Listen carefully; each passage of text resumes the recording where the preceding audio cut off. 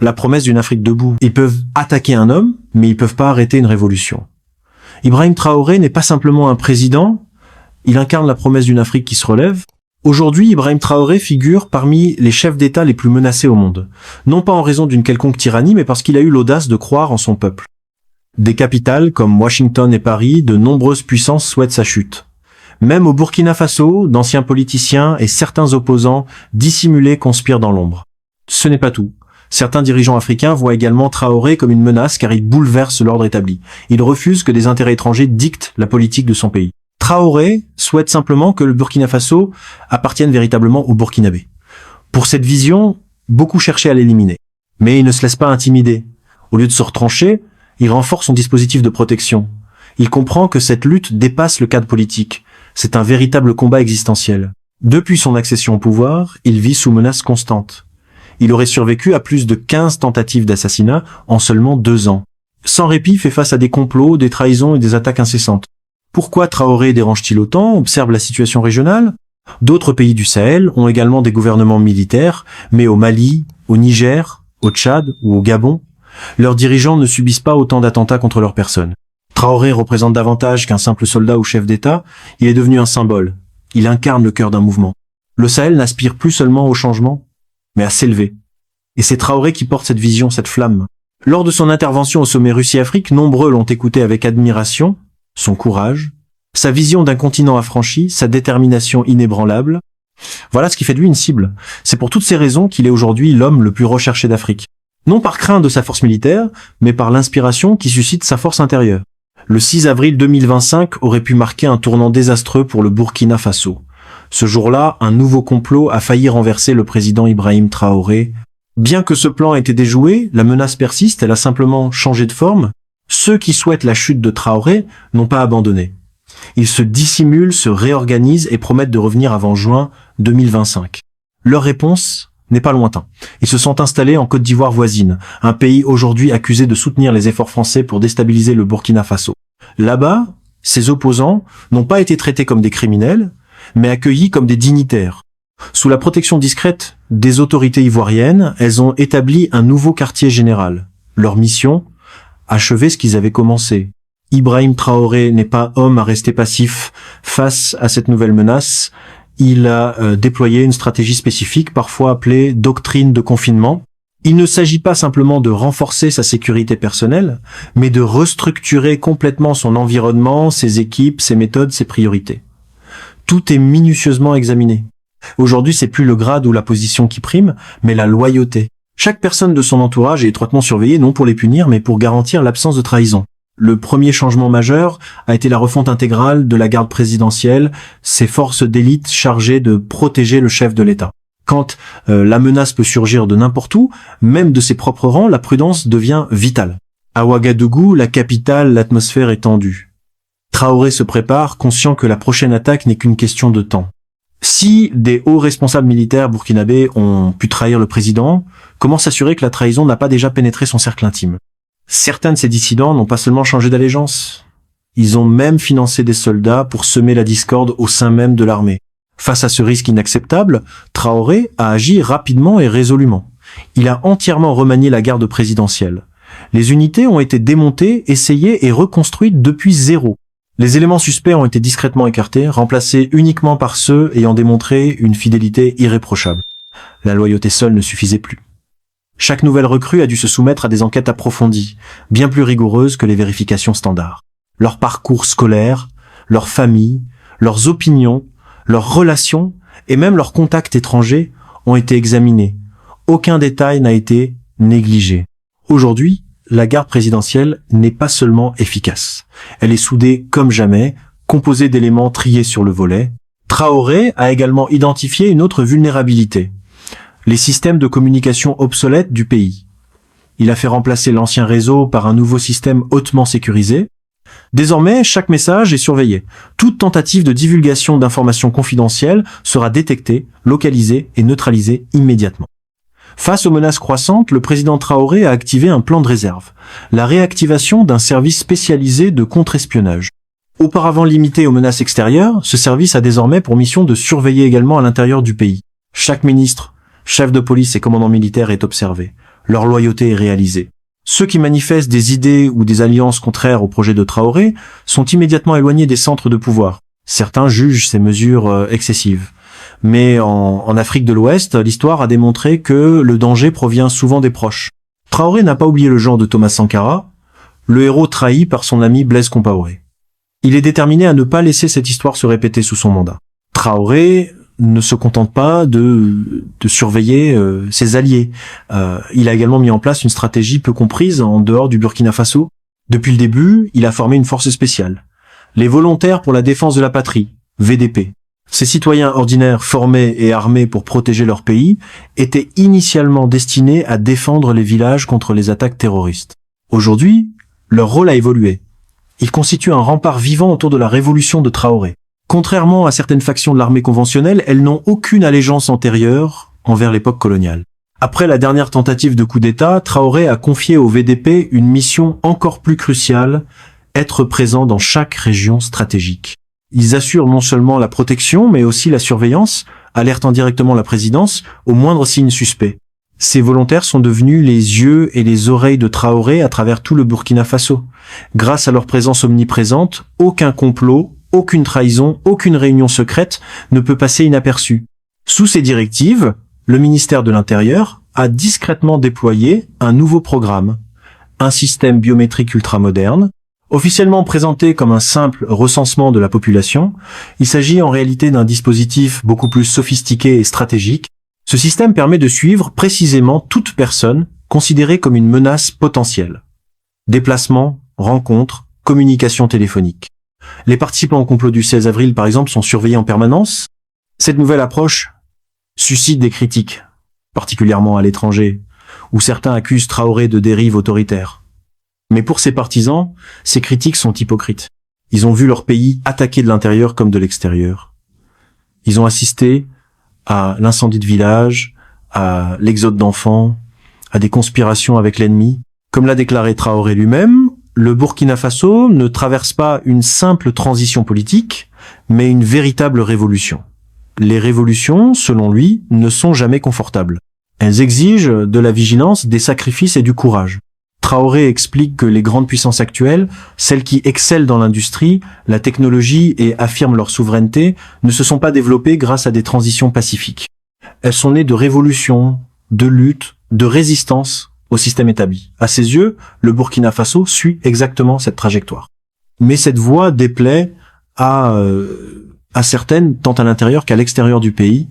Il préfère un Burkina Faso affaibli, divisé et dépendant, un pays vulnérable plutôt qu'un peuple debout, libre et maître de ses ressources. Si ses détracteurs souhaitaient véritablement le changement, ils ne cherchaient pas à éliminer celui qui se bat pour l'initier. Depuis que Traoré a pris le pouvoir en 2022, c'est comme si une alarme s'était déclenchée dans les sphères du pouvoir et les ambassades étrangères. Ils savaient que sans intervention rapide, leur influence s'effondrerait. Entre septembre 2022 et septembre 2023, 4 tentatives de coup d'État ont été déjouées. À chaque fois, Traoré a réagi de manière inattendue. Pas de représailles massives ni de vengeance aveugle. Il a simplement dit « Partez et ne revenez pas ». Mais cette clémence n'a pas apporté la paix. En octobre 2023, 2 nouvelles tentatives se succèdent. Cette fois, Traoré a compris qu'il ne pouvait plus se contenter d'avertissements. Les traîtres ont été arrêtés, les complots étouffent dans l'œuf. C'était pourtant que le début, pendant toute une année, entre 2023 et 2024, le Burkina Faso a vécu assiégé, confronté à des complots successifs, jusqu'à la 10e tentative, la plus terrifiante de toutes, non pas politique, mais terroriste. Dans l'ombre, un ancien adversaire s'activait. Paul-Henri Damiba, exilé au Togo, invisible mais dangereux. Damiba n'agissait pas seul. Il avait constitué un réseau, soldats infiltrés, cellules dormantes, terroristes armés, soutien discret depuis la Côte d'Ivoire. L'objectif, frapper fort, fracturer l'armée, semer la panique, anéantir l'espoir. Barsalogo, ville stratégique proche de la capitale, est devenue leur cible. Le résultat, un massacre, des centaines de victimes, une ville traumatisée. Mais c'était pas simplement une bataille territoriale, c'était une stratégie pour briser la révolution, provoquer une mutinerie, installer le chaos, ravir la peur. Ils ont échoué. Traoré a contre-attaqué, arrêté les traîtres, dispersé les rebelles et consolidé sa position. Ce n'était pas uniquement une victoire militaire, mais un message clair. Le Burkina Faso ne tombera pas sans combattre. Depuis des mois, les adversaires de Traoré reviennent à la charge. À chaque tentative de coup d'État, un élément demeure constant. On retrouve invariablement des influences étrangères. Régulièrement, on découvre des manipulations invisibles qui encouragent la trahison, financent l'instabilité, attisent le chaos. C'est pourquoi le président Traoré a entièrement repensé son dispositif de sécurité. Il s'agit plus de politique, mais d'une guerre, non pas contre un État véritable ou un drapeau, mais contre ceux qui ont toujours exploité la vulnérabilité du Burkina Faso. Ces acteurs savent parfaitement ce qu'ils font. Ils utilisent les médias, les rumeurs et même de faux scandales pour discréditer Traoré quotidiennement. Chaque fois que Traoré apparaît dans les grands médias occidentaux, c'est invariablement pour souligner ses défauts, comme si ses réalisations pour son peuple étaient choisies, occultées. Et c'est vraiment surprenant. Lorsque l'Afrique commence à s'affirmer, les critiques affluent. Récemment, un haut responsable militaire américain d'Africom a même prétendu que Traoré détournait l'or du Burkina Faso pour sa protection personnelle. En réalité, Traoré a toujours privilégié l'intérêt de son peuple. Et, même s'il utilisait une partie de ses ressources pour protéger le pays, ne serait-ce pas légitime? Les attaques se sont poursuivies. Un autre article suggère que Traoré détournerait les richesses nationales à des fins personnelles. Pourtant, la corruption se manifeste par des signes visibles. Voitures luxueuses, demeures somptueuses, voyages ostentatoires. Traoré, lui, s'habille simplement, utilise des véhicules fonctionnels et reste constamment auprès de son peuple, présent chaque jour au Burkina Faso, à l'écoute des citoyens, dirigeant avec conviction. C'est précisément cette authenticité qui inquiète ses détracteurs. La dernière tentative consiste à accuser Traoré de cibler spécifiquement l'ethnie Peul. Une histoire fabriquée, prétendant qu'il mène une campagne contre cette communauté, a entraîné des manifestations en France et des appels à sa démission. Mais cette allégation est infondée. Si elle était véridique, les journalistes résidant au Burkina Faso l'auraient dénoncée depuis longtemps. Au lieu de cela, ce sont des voix extérieures, méconnaissant la réalité locale, qui propagent ces contre-vérités. C'est pourquoi nous, Africains, devons rester vigilants. Nous ne pouvons plus garder le silence pendant qu'on déforme nos réalités et qu'on calomnie ceux qui s'efforcent véritablement d'initier le changement. N'est-il pas regrettable qu'un président qui s'efforce simplement d'améliorer son pays soit contraint d'adopter des mesures exceptionnelles pour assurer sa propre sécurité? Pourquoi est-il si difficile pour certains de simplement le laisser accomplir sa mission? Pourquoi faut-il systématiquement tenter de détruire ceux qui veulent réellement améliorer la situation? Le parcours de Traoré est semé d'obstacles. Il doit lutter contre le terrorisme, les conflits internes, la trahison, et par-dessus tout, il doit se défendre contre un adversaire plus insidieux encore, la guerre médiatique.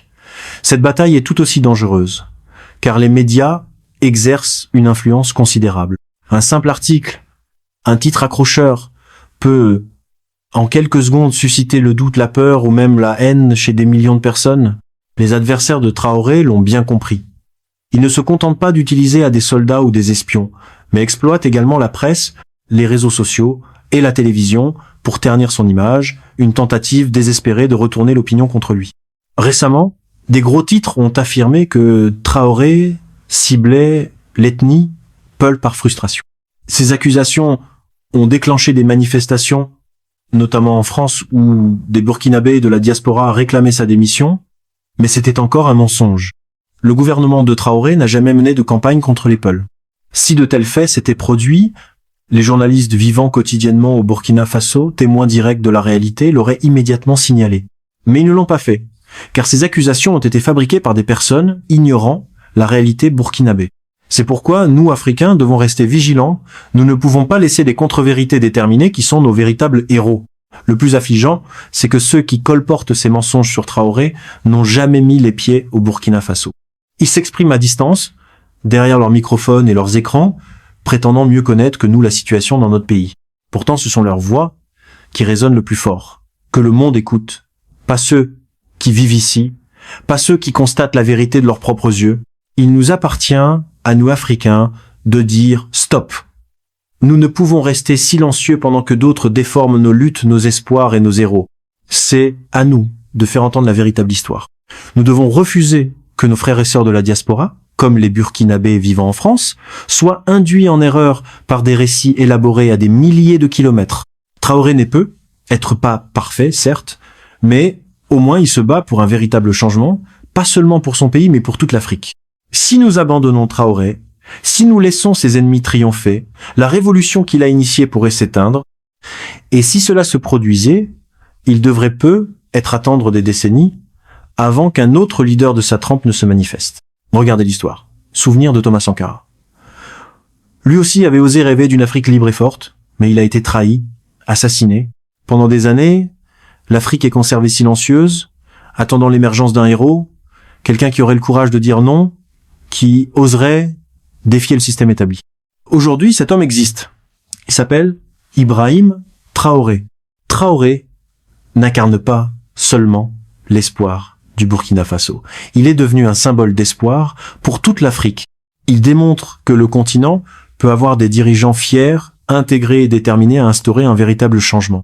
Mais au lieu de l'encourager, certains préfèrent le trahir. Ils ont choisi l'argent et les promesses étrangères plutôt que l'amour de leur patrie. Ils compromettent l'avenir même qu'ils prétendent défendre. Ce qui est encore plus douloureux, c'est qu'une nation sœur, la Côte d'Ivoire, soutiendrait ceux qui souhaitent la chute du Burkina Faso. Mais aujourd'hui, avec toutes les nouvelles mesures de protection instaurées autour de Traoré, l'espoir peut être permis. Peut être que cette fois, la révolution tiendra bon. Et vous, qu'en pensez-vous ?